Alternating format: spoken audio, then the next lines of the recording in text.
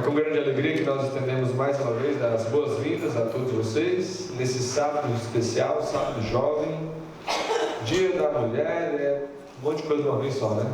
Mas graças a Deus que nós podemos nesse dia estarmos mais uma vez na casa do Senhor para juntos nós meditarmos, refletirmos, nós poderemos passar um momento aqui agradável na companhia da família, dos amigos e especialmente na companhia do nosso maior convidado, quem? Jesus.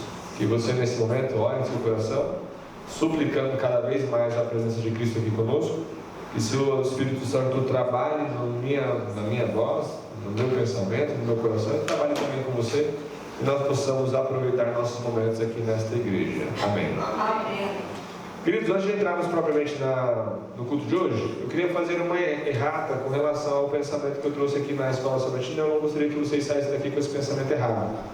Eu mencionei que o pai daquele jovem estava lá em Cafarnaum, não sei qual a razão.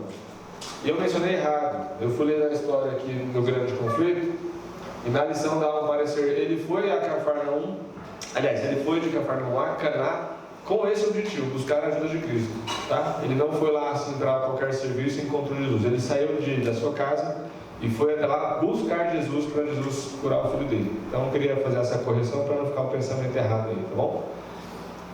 Vamos lá. Cuidado com o vazio. Foi esse o tema, né? Cuidado com o vazio. Quão perigoso é o vazio? Ou quão benéfico é o vazio? Ou por que tomar cuidado com o vazio? Em casa nós estamos montando um quartinho novo. Quem foi lá, viu lá, tem um quartinho novo. E ele está como? Vazio. O que vai por lá dentro? Um monte de coisa, né? Depende para o que eu vou usar. Depende para o que vai usar. Certo é que, dependendo para o que vai usar, esse monte de coisa que vai por lá dentro, quem coloca? Eu vou colocar, não é isso? Eu vou colocar. O dono do espaço vazio é quem vai colocar, não é isso? E ele pode fazer o que quando vai colocar as coisas lá dentro? Escolher o que colocar, correto? Cuidado com o vazio. Cuidado com o vazio, e a frase continua: de uma vida muito cheia e sem tempo de buscar a Deus. Cuidado com o vazio de uma vida. Faz diferença se eu colocar assim, cuidado com o vazio de uma vida cheia, ou se eu colocar cuidado com o vazio de uma vida muito cheia. Faz diferença? Expliquem para mim a diferença. Se eu tirar o muito aqui, cuidado com o vazio de uma vida cheia, ou cuidado com o vazio de uma vida muito cheia. Esquece a última frase por enquanto, só esse pedaço. Faz diferença uma vida cheia, uma vida muito cheia? Uma vida muito cheia não tem mais espaço. É muito. Só para a gente fazer uma conexão aqui, vamos lembrar rapidinho. Jesus chamou algumas pessoas para servirem. Chamou Moisés, um dos grandes homens da Bíblia. Chamou Noé, outro grande homem da Bíblia. Chamou Elias, Eliseu. O que eles estavam fazendo quando foram chamados? Eles estavam com a vida cheia. Eles não eram ociosos. Eles trabalhavam. Já tinha uma rotina de trabalho. Moisés tinha um trabalho, ele estava trabalhando quando foi chamado. Eliseu estava trabalhando quando foi chamado. Noé tinha um trabalho quando foi chamado. Todos tinham a vida cheia. Porém não estava muito cheia para não ter tempo de buscar a Deus. Isso é importante. A vida deles era cheia de atividades. Eles tinham uma vida com rotina montada, certinho, era assim, tal. Mas eles tinham o quê? Tinham tempo de buscar a Deus. Cuidado com o vazio de uma vida muito cheia e sem tempo de buscar a Deus. Queridos, essa proposta é uma proposta muito interessante e muito profunda também. Porque nós estamos, se falarmos de todos que estão aqui, com exceção de alguns que já são aposentados, todos têm alguma coisa para fazer, não é isso? Todos trabalham? Todos têm alguma atividade, ou estudo, ou trabalho, qualquer coisa que seja, mas todos têm alguma ocupação. E aí nós vamos rapidinho aqui voltar para o nosso dia, vamos lá. Pensa aqui rapidinho, está acabando o sábado daqui a pouco. Eu digo que está acabando porque nós já passamos mais da metade, né? Começou ontem ao pôr do sol, quando foi às 6 e pouco da manhã de hoje, fez 12 horas do sábado rodado já. E de 6 da manhã até agora, já se passaram aí quase mais 10 foram 4 horas, 12, daqui a pouquinho, 6 horas, vai faltar só mais umas 6 horinhas para acabar o sábado, está quase acabando. O que você vai fazer depois do sábado? Você já pensou? Muitos já pensaram, né? Muitos já pensaram. Já tem planejado, depois do sábado fazer isso. Amanhã eu vou fazer assim. Então amanhã já estava meio que programado a semana, já tem um monte de coisa para fazer. Eu achei interessante que lá em casa nós criamos um negocinho lá agora, colocamos um quadro lá na parede, e eu estou descrevendo durante a semana as coisas que eu tenho que fazer, porque eu sou muito de memória para danar, né? Aí as pessoas falam assim, escreve, você tem que fazer, escreve. E aí quando foi ontem à noite, eu me lembrei que hoje era dia da mulher, só à noite, e eu apaguei tudo aquele negócio, que estava cheio de informações para a semana, e escrevi uma mensagem para a esposa. Aí quando eu apaguei tudo, eu me lembrei que a Moed fala assim, que no sábado nós devemos fazer desaparecer as revistas e não sei o que, jornais e tal. E eu fiquei pensando, olha, interessante. Antes de eu apagar, eu fui lá e fotografei tudo que eu precisava para depois eu reescrever. Mas eu apaguei tudo aquele monte de coisa, eu achei interessante, porque ao invés de no sábado eu ficar passando para ali, ver aquele monte de coisa que tem que fazer na semana, levando meus pensamentos para aquilo, eu apaguei tudo. Eu achei interessante, mas eu quero fazer uma coisa, apagar tudo, escrever coisa do sábado, coisa de Deus, para na hora que eu passar, para ele não ser tentado a ver uma coisa que me desvia a atenção do sábado. Porque aí minha mente vai ficar cheia, e a mente cheia de tudo quanto é coisa do mundo vai fazer com que eu não tenha tempo para focar nas coisas de Deus. Isso é muito bom. Agora pense de novo mais um pouquinho na sua vida particular. O que você tem planejado para o resto da semana? Dentro desse planejamento, tem tempo para Deus? Vamos lá. Já mencionei com alguns aqui já um pouquinho de tempo. Nós estamos fazendo, estou fazendo a leitura de novo. Nós fizemos uma época com o clube do livro aqui da igreja, a leitura dos Desejados das Nações, que eu mais pulei leitura do que eu li, né? E não terminamos de ler, se eu me lembro, a gente não concluiu, né? Não concluímos. Certo. E agora, pela graça do Pai Altíssimo, estou conseguindo ler. E está sendo muito forte as leituras que se fazem, né? Inclusive, foi por isso que eu voltei lá na história do homem, da história de hoje da lição, que foi alguma coisa errada no que eu falei aqui. E o Papai do Céu me lembrou, tinha coisa errada mesmo. Vamos lá. E dentro dessa leitura, nós chegamos aqui ao momento onde vem a leitura do verso que nós lemos para a introdução aqui. Vamos no verso de novo? Lucas 21. Lucas 21, o verso 34. Eu não sei se vocês perceberam, quem prestou atenção, fiz a leitura numa linguagem bem de hoje, né?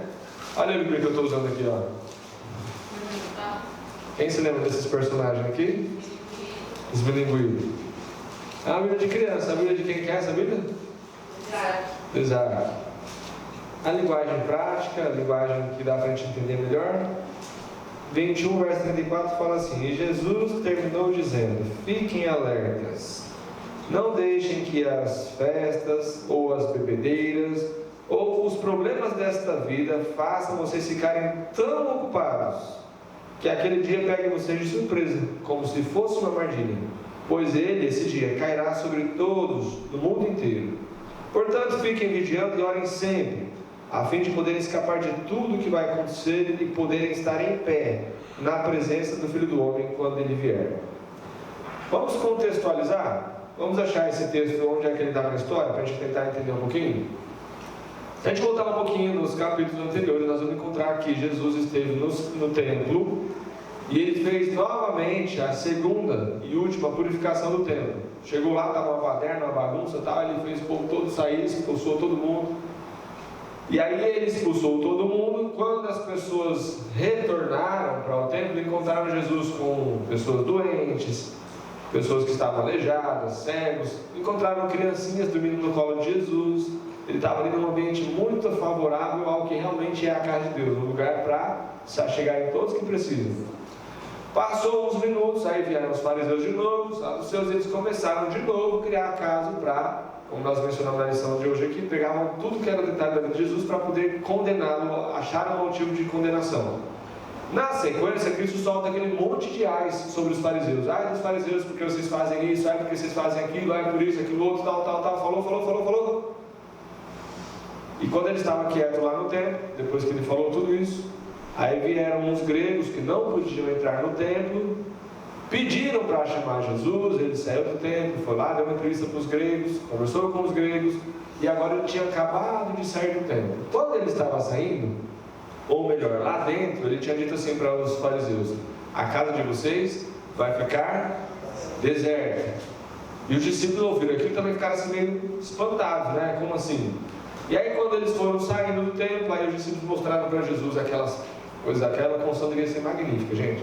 A gente olha a nossa construção assim, tem esse negócio que é um tijolo feio em cima de um reboco, do cimento, aí tem um reboco para tentar disfarçar um pouquinho mais, depois uma massa, uma tinta para ficar bonitinho, não é assim que a gente faz?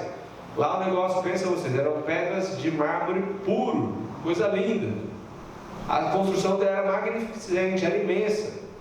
Inclusive é dito pela inspiração que daquele tempo tinha um pedaço dele que haviam resistido ao cerco de Nabucodonosor como se fosse assim, uma coisa inquebrável. Estava lá aquelas pedras maravilhosas, o sol batia, brilhava, maravilhoso, mármore branco. Aquele mármore que a gente tem nos banheiros, aquelas divisórias do banheiro, é um mármore diferente daquele comumzinho que é escuro. Aquele é mais bonitinho. Agora imagina isso ali 1000 vezes mais bonito. Que o Salomão era chato, ele pedia coisa chique, né? Então era lindo, o templo era lindo de ver. E aí eles viraram para eles e falaram assim: vocês estão vendo esse templo? Olha Jesus, esse templo, olha que coisa linda, que pedras grandiosas. Aí Jesus, muito tristemente, olha para eles e fala o quê? Não ficará aqui pedra sobre pedra que não seja derrubada. Aí eles se retiram do templo e vão até o Monte das Oliveiras. Quando chega lá, aí os discípulos começam a interrogar Jesus: como assim? Que conversa é essa? Que a casa vai ficar deserta? Que não vai ter pedra sobre pedra? O que vai acontecer? Que sinais são esses? E aí Jesus começa. O texto de Lucas 21, Jesus começa a explicar para eles: olha, vai ser assim, vai ter perseguições, desde o capítulo 21, verso 5 em diante. Das perseguições, dos sofrimentos. Aí Jesus tinha muitas e muitas verdades para revelar para os discípulos, não podia falar para eles tudo claramente, abertamente, porque eles não suportariam. E aí começa a falar: olha, vai acontecer assim, vai ter perseguição, vai cair o sol, vai escurecer o sol, vai cair as estrelas, vai escurecer a lua, vai se tornar de sangue e tal. E Jesus faz uma junção profeticamente do acontecimento daquele dia e do acontecimento do fim do mundo. E no final, que foi o que nós lemos aqui, ele fala assim: Jesus terminou dizendo: olha, fiquem alertas, porque vai acontecer dessa e dessa forma. Tomem cuidado para que as festas, as bebedeiras, as glutonarias não sobrecarreguem vocês, de forma que vocês ficam cheios de tudo, com preocupações desse mundo, e aquele dia pegue vocês de surpresa. Ou seja, cuidado com o coraçãozinho novo e vazio de vocês, que ele não fique tão cheio com tantas coisas que vocês não tenham tempo de falar com Deus. Vocês se lembram de uma história em que Cristo expulsa, ele fala assim: olha, quando vai lá, expulsa o demônio de uma pessoa, a pessoa deixa a casa varrida, limpinha, mas não faz nada, deixa vazia. Aí o demônio vai embora, quando ele volta, ele vê a casa vazia, ele volta com quantos mais? Vocês lembram dessa expressão na Bíblia? Lembra disso? Lembra, né? Ok. Então, a questão de estar vazia, esse vazio, ele é sempre preocupante. Porque o vazio que está dizendo aqui, quando você lê toda essa frase, cuidado com o vazio de uma vida muito cheia. A vida está cheia, mas existe um vazio. Que vazio é esse? Sem tempo de buscar a Deus. Nós passamos agora há pouco por umas festas aí que o mundo faz. Que festas eram? Carnaval. Aí, eu nunca participei de carnaval na minha vida, nunca fui. Alguém aqui já foi? Não precisa denunciar não, só pensa. Não precisa, não precisa não, fica quietinho, só pensa. Mais uma vez, logo que nós começamos a participar aqui em Arthur Nogueira do nosso comércio, quando eles fechavam aqueles portões, nós chegamos uma vez a entrar na loja num dos dias que estava tendo o esquenta do carnaval. Nós fomos arrumar a vitrine, as coisas lá. Tinha até andaime lá dentro. Isso, e aí nós entramos na loja e estava aquele negócio. Gente, aquilo é horrível. É horrível. Era um barulho, um som que você ficava assim: meu Deus, vai estourar uns tímpanos. Parecia que as portas aqui, as portas ficavam tremendo assim, ó, tremendo tudo. As portas, a vitrine da loja tremendo tudo. E o povo era semi-nu, de qualquer jeito, e aqueles copão de cerveja, umas mães com as criancinhas de colo. Meu Deus, que coisa, aberração do demônio aquilo, coisa feia. Eram as coisas estranhas demais. Aí eu te pergunto: beleza, eles vão lá, fazem aquela bagunça. No dia seguinte, Tem a quarta-feira de cinzas, que você faz o quê? Vai lá e pede perdão. Já sabendo que no ano que vem tem um carnaval e você vai de novo. E acabou aquela festa ali, no dia seguinte alguém ainda faz uma festinha em casa. E acabou, no outro dia faz mais uma. Por quê? A vida está como? Está cheia de muita coisa, mas está como? Com vazio, que não preenche nunca. Todo dia tem que ter uma festa, todo dia tem que ter um churrasco, todo dia tem que ter um não sei o que, uma música, não sei o que. Todo dia tem que ter alguma coisa, porque a vida está cheia, com um imenso vazio. Não preenche. Não preenche. Pode fazer quantas festas quiser. Pode fazer quantas viagens quiser. Pode comprar tudo o que quiser. Não preenche. No sábado lá na escolinha das crianças, eu não estou recordando exatamente qual foi a lição que nós estudamos. Teve a Torre de Babel, que foi no sábado anterior, depois veio a outra lição. Que lição foi? Não me lembro. A de sábado passado? Não estou me lembrando. Mas lá eu me lembro que, quando estava lá com as crianças, nós conversando, a conversa levou para um rumo, porque lá nós tivemos, eu estive junto com a minha esposa trabalhando com as crianças. A semana passada foi Abraão saindo de Ur. Muito bom, obrigado. Então o que acontece? Quando Abraão, na historinha das crianças da semana passada, quando Abraão sai de lá, ele sai mais ou menos pobre, que tinha alguns bens, mas não era muito. No caminho ele se enriquece muito, eles chegam a ficar tão ricos que tiveram que separar. Ló foi para um lado, Abraão foi para o outro lado. E na história de Ló, o Ló foi para o lugar mais bonito. Enriqueceu muito. A pergunta que eu fiz para as crianças: Ló era muito rico? Era. Alguém aqui é rico? Aí as crianças: eu sou pobre. Falei: calma, não é assim não, vamos entender aqui o negócio. Vocês não tem um monte de gado igual os Ló tinha, né? Mas olha que interessante, o Ló foi tão rico que era pobre. As crianças assim, né? Ele era tão rico que era pobre. Ele não tinha Deus tão firme no coração. Tinha uma dúvida constante. Quando os anjos foram falar com ele, ele não tinha capacidade de se decidir pela sua inconstância. Eu não falei com todas as palavras para as crianças, que elas não entenderiam assim, né? Mas para vocês entendem. Pela sua inconstância de atender o convite dos anjos para sair da cidade rápido, ainda tentou negociar, falou: vamos para aquela cidadezinha ali, era para ir para a montanha, vamos para aquela cidadezinha ali, pode ser. A mulher viu essa fraqueza do homem, condenada à perdição, e no final das contas o Ló ainda foi para a montanha, ficou com medo de ficar na cidade e foi para a montanha. Era melhor ter ido primeiro, né?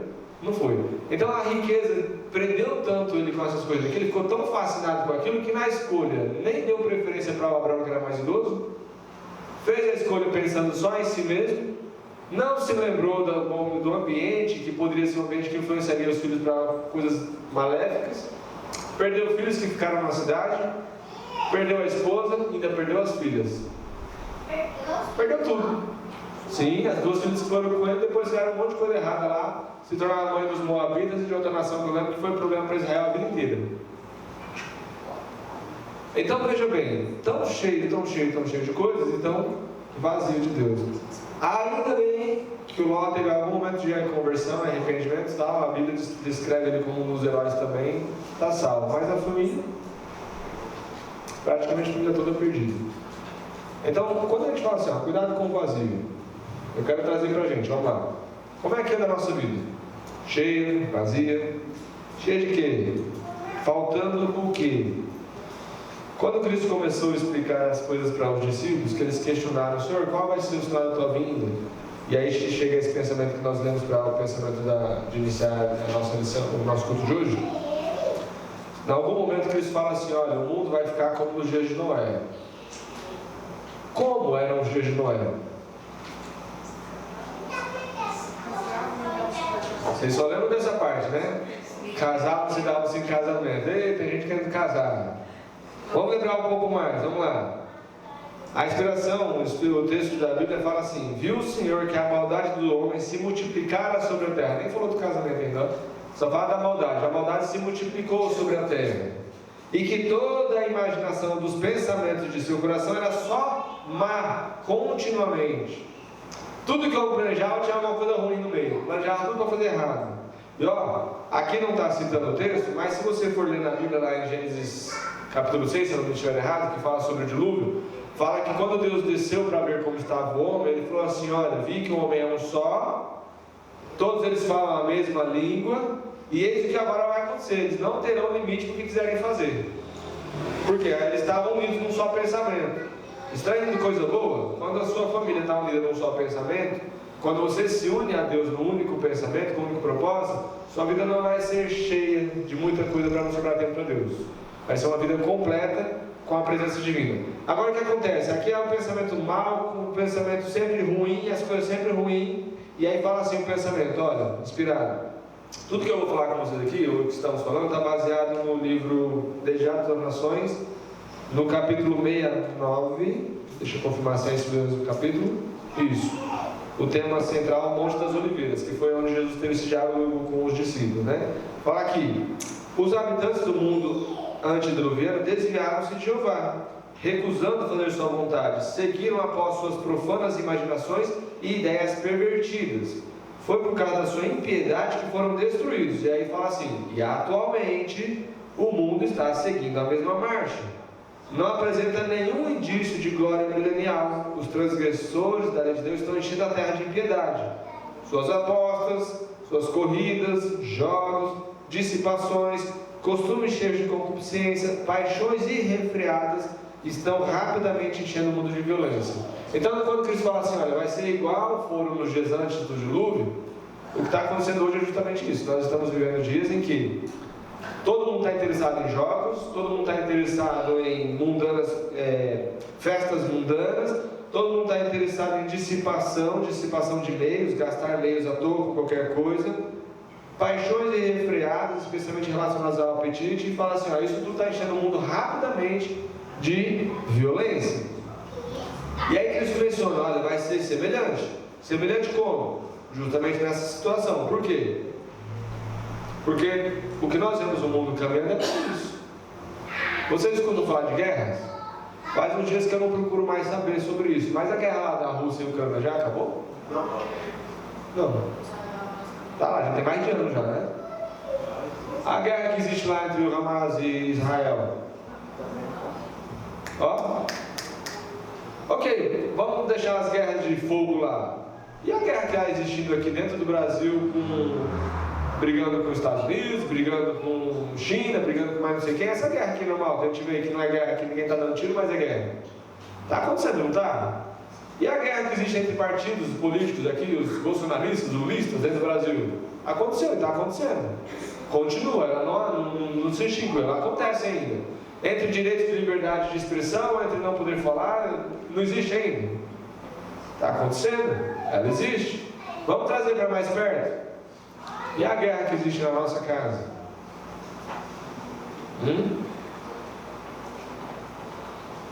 E as picuinhas entre irmãos?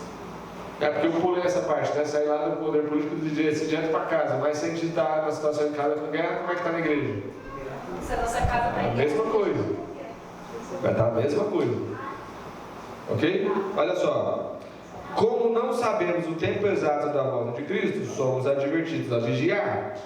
Bem-aventurados aqueles servos, os quais, quando o Senhor vier achar vigiando, os que vigiam à espera da vinda do Senhor, não aguardam em ociosa expectativa. O que está dizendo aqui, gente? O que é essa expressão? Os que aguardam a vinda do Senhor, não aguardam em ociosa expectativa. O que é isso? Vamos lá, quem aqui, agora vocês podem levantar a mão que ninguém vai ajudar vocês não, vai lá. Quem aqui gosta de assistir filmes? Ok. Quem aqui já viu o Ever assistindo um filme? Como é que eu fico? Não. Antes de dormir. Antes. Fica assim, não. A boca até abre, você nem percebe, às vezes dá água e fica. Se eu falar para vocês assim, ó, fiquem 1 minuto sem piscar, vocês não vão conseguir, daqui a pouquinho vocês vão piscar. Mas se estiver na frente de uma tela de televisão, o que você faz? Fica boa assim, olhando, né?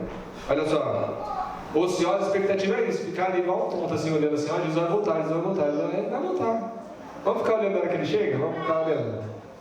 Isso é uma ociosa expectativa, não faz nada, fica só na expectativa, esperando que Cristo volte. Fala assim, ó.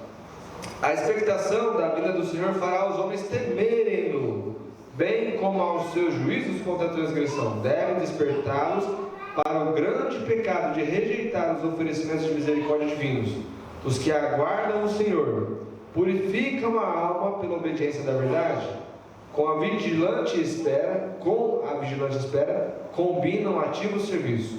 Como sabem que o Senhor está às portas, seu zelo é avivado, para cooperar com as forças divinas para a salvação de almas.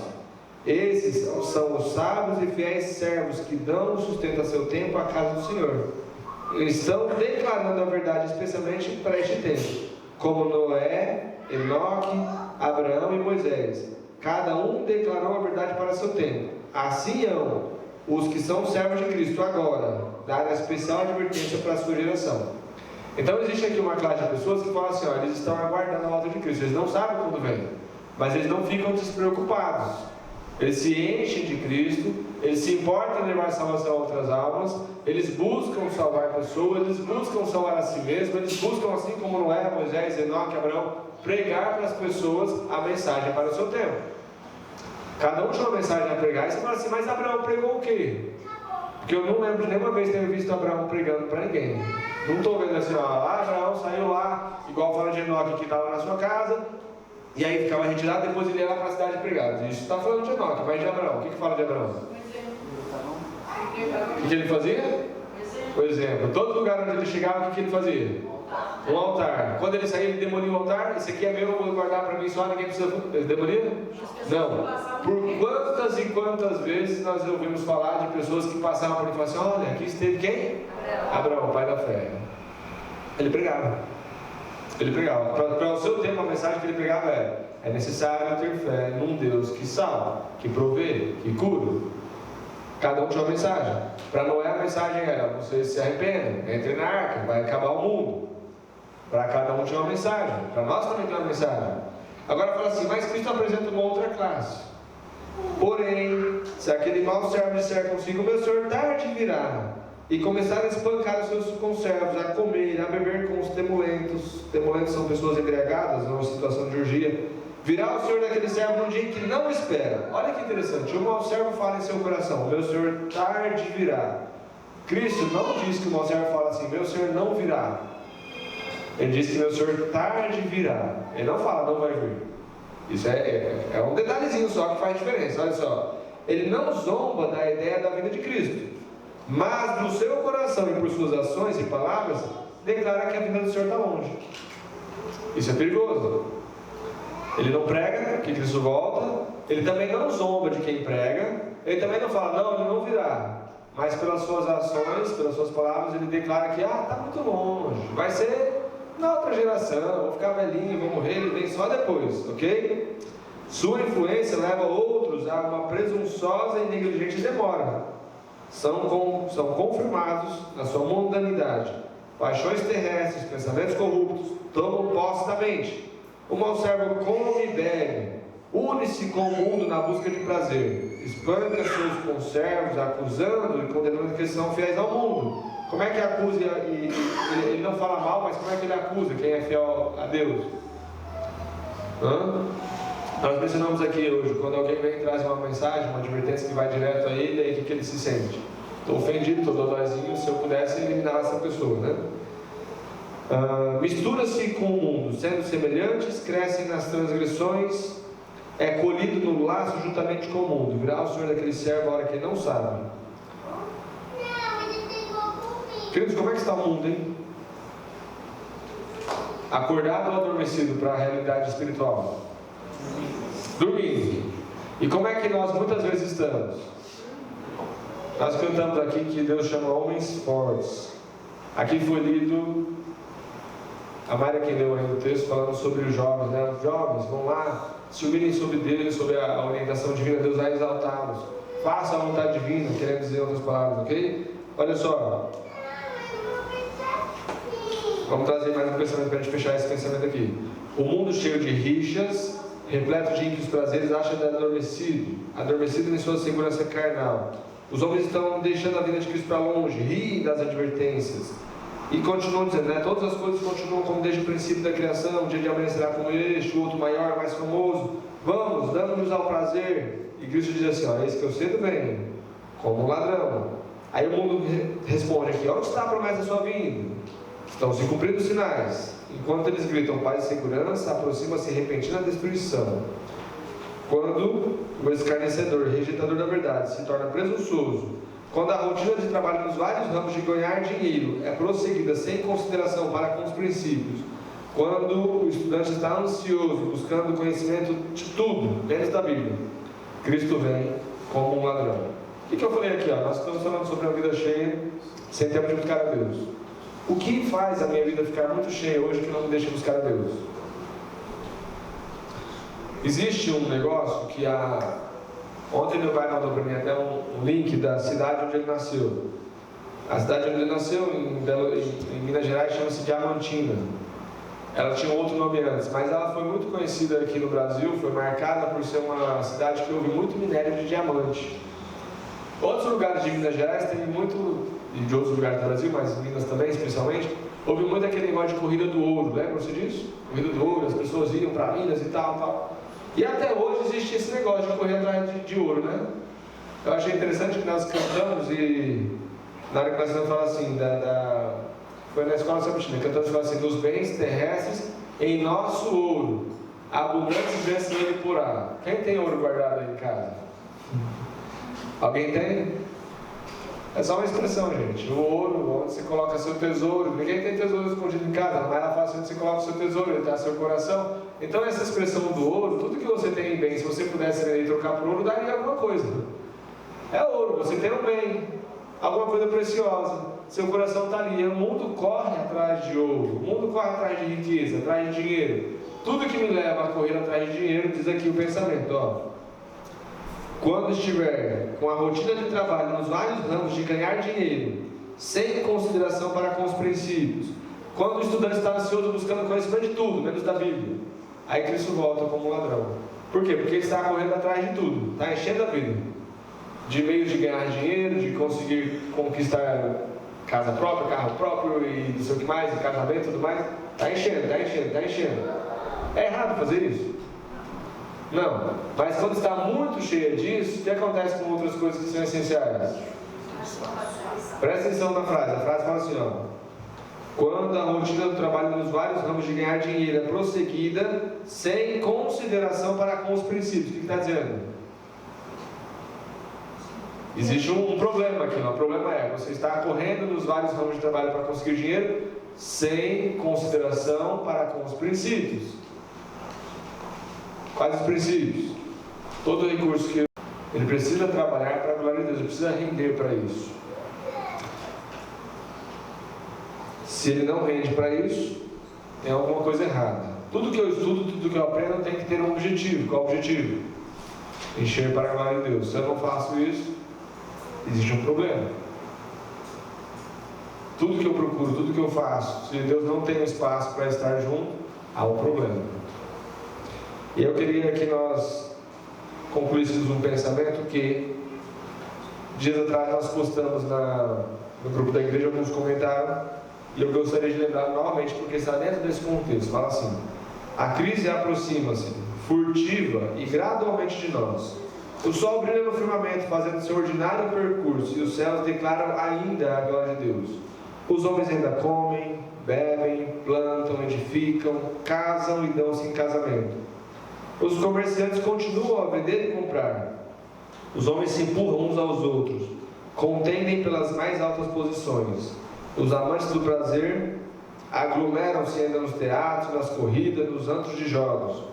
Dominam as maiores excitações, e todavia o tempo de graça aproxima-se rapidamente do fim, e todo caso está para ser eternamente decidido. Satanás vê que seu tempo é curto, tem posto em operação todas as suas forças, a fim de os homens serem enganados, seduzidos, ocupados e enlaçados, até que o dia da graça se ache findado e a porta da misericórdia esteja para sempre fechada. Satanás tem um objetivo, e ele, se tem uma coisa que a gente pode falar assim que é boa, ele é perseverante, ele não desiste. O objetivo dele é: quero destruir todos aqueles que querem servir a Cristo. Esse é o objetivo dele. Será que ele tem conseguido destruir a mim e a você? Será que ele tem conseguido nos afastar do nosso propósito para com Deus? Será que ele tem conseguido fazer com que eu perca a vontade de estar em conexão com Deus? O que ele tem posto na minha vida que me atrapalha de estar em conexão com Deus? O que ele tem feito? Gostaria que vocês pensassem nisso. O que ele tem feito que ele consegue tirar a minha atenção de Deus? Pense um pouquinho. O que Satanás tem feito que ele consegue tirar meu foco de estar em conexão com Deus continuamente? Quais têm sido as tentações, as provas que Satanás coloca na minha vida que me fazem estar com a vida muito cheia e sem tempo de buscar a Deus? Aqui na frente eu coloquei algumas coisas que tem aqui: uma meditação matinal, tem um livro inspirado, mensagem aos jovens, tem aqui um devocional, tem aqui mais, lição da escola sabatina, tem aqui a palavra de Deus, a Bíblia, tem aqui um inário, tem várias coisas aqui, gente, vários materiais. Quais desses eu tenho tomado tempo para utilizar? Quais desses fazem parte da minha rotina? Porque levantar-me, sair da cama, ir para o meu emprego, ir para a escola, estudar, isso faz parte da sua rotina, não faz? Todos os dias, levantar, tomar um café da manhã, faz parte da sua rotina, não faz? E dessas coisas aqui que tem um objetivo único de fazer com que a sua conexão com Deus não seja perdida, quais dessas fazem parte da sua rotina? Há um pensamento que eu reescrevi aqui, que está no livro Atos dos Apóstolos, fala assim: o poder de uma vida mais alta, mais pura e mais nobre é nossa grande necessidade. O mundo tem ocupado demais os nossos pensamentos e o reino de Deus muito pouco. Então, uma vida mais nobre, mais alta, mais pura é a nossa necessidade, a minha e a sua necessidade. Só que o mundo ele tem feito de tudo para nos atrair, para nos trazer pertinho dele, para fazer a gente ficar conectado com ele constantemente. Não foi à toa que a gente fez o desafio de você deixar seu celular ali. Mas o celular é do mal? Não, não é. Eu já expliquei isso para vocês. Não é. É de Deus. Acontece que a distração não é de Deus. Deus quer a gente focado. A gente se distrai com qualquer coisinha. Eu deixo ele no modo vibrador aqui, ele só vibra e tal, não vai me atrapalhar nada. Ok, quando ele vibra, o que você faz? Olha. É rápido, é automático, a gente é curioso. É a distração. E a distração é o que tende a tirar nosso foco do céu. Nós estamos aqui, caminhando rumo à cama celestial. Aí de repente, aparece um anúncio aqui, aparece um aviso outro ali, aparece uma coisa aqui. Olha, eu vou te falar uma coisa: foi Deus quem fez a invenção de ter distrações boas ao longo do caminho. Se você ler o livro lá, eu não lembro qual dos profetas, um dos profetas, Jesus fala assim: vai lá e escreve letras grandes, põe na beira do caminho para que quem passar correndo consiga ler. É os outdoor da vida. Mas era uma mensagem boa para falar assim: fica focado no caminho, esse é o caminho, faz assim. Aí de repente o que o diabo faz? Ele pega aquele mesma metodologia e cria um monte de coisa assim, um monte, vai bombardeando você. E você te distrai, eu me distraio. E aí o foco que era para estar em Deus, onde está? Em qualquer coisa, menos em Deus. E eu quero ilustrar isso aqui para vocês com uma experiência que a gente fez aqui, bem interessante. Olha só. Eu vou deixar assim, bem inclinadinho, que é para vocês conseguirem ler, ok? É uma boa ideia. Eu aceito ajuda. Então nós temos aqui dois copinhos semelhantes, vejam. Nós temos dois copinhos semelhantes, copinhos descartáveis, plástico, ok? E nós temos aqui esse instrumento bonitinho aqui, quem sabe o que é isso? É um maçarico, Não dá para vocês verem, mas tem fogo aqui, Vocês vão ver a atuação dele já já. Então nós temos aqui um copinho, esse copinho representa a sua vida. Nesse momento a sua vida está assim, um vazio, porque ela está cheia de muita coisa e sem Deus. E aí Satanás vem com as tentações dele. Quando ele vem, ele faz isso, vou tentar esse crente, porque ele está sem Deus mesmo. Olha o que acontece com o crente sem Deus. Ele vai tentando o crente aí, São as tentações. Vocês conseguem ver a atuação do fogo aí? O que acontece? A gente não vê o Satanás, só vê a atuação dele. A gente não vê ele não, só vê a atuação dele. Tá oculto aqui, ó. Você tá a mão aqui, vocês não estão vendo, mas olha a atuação. O que aconteceu com o copinho aqui, hein?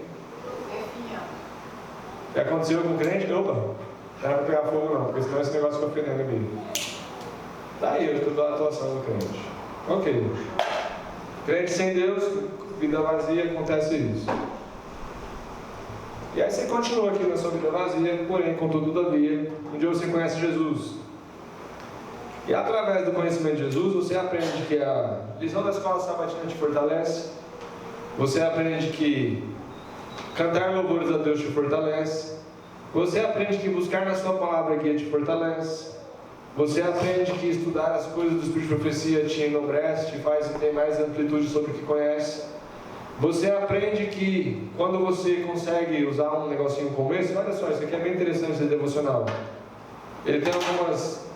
Isso aqui ajuda muito, gente. Isso aqui é um pouco difícil para mim falar de coisa que eu não faço todo dia, né? Minha esposa faz mais, mas isso aqui é muito forte. Porque aqui fala assim, ó. Nesse devocional, ele tem aqui, ó, momento de reflexão. Aí tem a leitura do dia. Você fez uma leitura, você pode escrever aqui a data, a leitura que você fez. Aí tem alguns quadradinhos falando assim, ó, quero pedir por... Aí você escreve um pedido de oração. Quero agradecer por... Você escreve aqui agradecimentos. Eu preciso melhorar em... Aí você faz aqui uma avaliação, uma autoavaliação. Minha vitória de hoje foi... Aí você escreve aqui, ó, declara. Um pouquinho mais para baixo aqui, não, obrigado. Aí tá aqui, ó, o que Deus falou comigo. E aí você pode escrever, você vai fazendo aqui um diário sobre sua conexão com Deus, dia a dia. Sabe o que acontece? Depois de um tempo você pode olhar isso aqui e falar assim, rapaz, olha, comecei o ano, era tão ruim nesse ponto, assim melhorei, ó, consegui alcançar a vitória nisso, olha que interessante, isso fortalece. São memórias positivas, memórias que te fazem ter confiança em Deus, te fazem buscar em Deus sua força. E quando acontece isso, de você conversar com Deus, a Bíblia nos fala que Jesus é o que mesmo? A água da vida. Então a sua vida de crente vai se enchendo, né? Ela vai se enchendo, vai se enchendo. Não é mais aquela vida vazia. E aí você se torna um cristão ativo, aquele pessoa que lê todos os dias, que fala com Deus todos os dias, que busca a presença de Deus continuamente, e sua vida está cheia. E quando a sua vida está cheia, não significa que você não tem provas. O diabo vem. Ele vem de novo, ó. E ele vai tentar você todos os dias, continuamente. Ele consegue, gente? Ele tem poder para derrubar a sua vida? Não. Quem quiser vir ver o maçarico de perto, pode vir, se achar que está desligado. Ó. Ele consegue destruir sua vida? Hã? Ele vai tentar você uma vez, 2 vezes, 3 vezes. A inspiração nos diz que quando nós resistimos uma vez, se torna o quê? Mais fácil para resistir a segunda. Quando nós vencemos uma vez, se torna mais fácil para vencermos outra vez. Da mesma forma, quando nós falhamos uma vez, na próxima vez Satanás fala assim, mas você já caiu uma vez, qual o problema? Cai de novo. Quando a nossa vida está vazia, de forma que ela está tão cheia de coisa de Deus e não sobra tempo para falar com Deus, ou aliás, tão cheia de coisa do mundo que não sobra tempo para falar com Deus, aí nós precisamos sim tomar cuidado com esse vazio que bate na alma. Porque nós vamos buscar encher isso com jogos, com farras, com bebidas. Ah, eu sou crente. O diabo também é, ele crê e estremece. Está escrito. A nossa vida não pode ficar vazia, nem pode ficar cheia demais. Porque quando ela está cheia demais de coisa do mundo, ela não tem tempo para mais nada.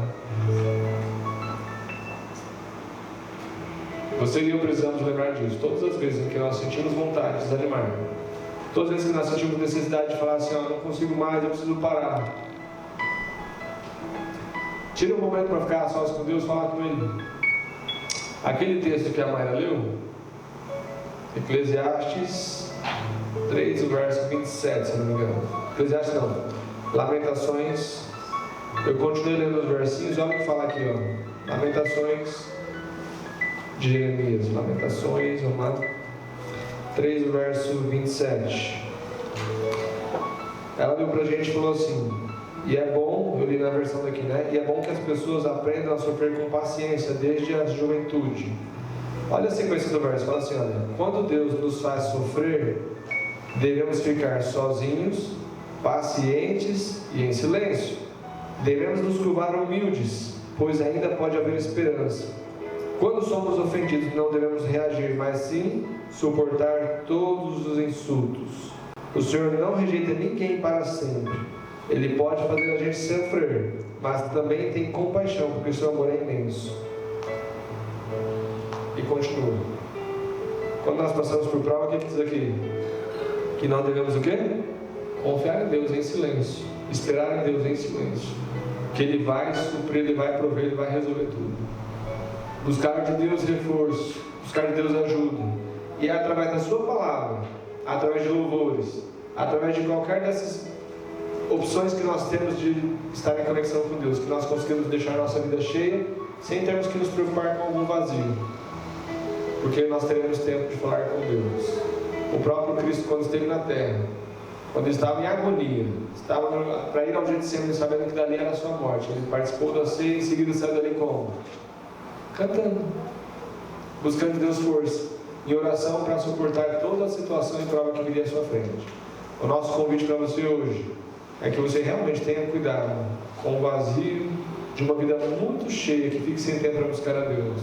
Que você e eu nos lembremos disso. Nossa vida pode estar cheia de tarefas, mas a principal, Mateus 6,33, buscai, pois, em primeiro lugar o quê? O reino de Deus. As outras coisas, a vida vai encher, mas ela vai encher com aquilo que é necessário, depois que o principal já foi colocado. Que Deus tenha misericórdia de nós e na sua infinita graça nós sejamos alcançados por essa verdade. É o nosso desejo para você nesta manhã. Amém? Amém.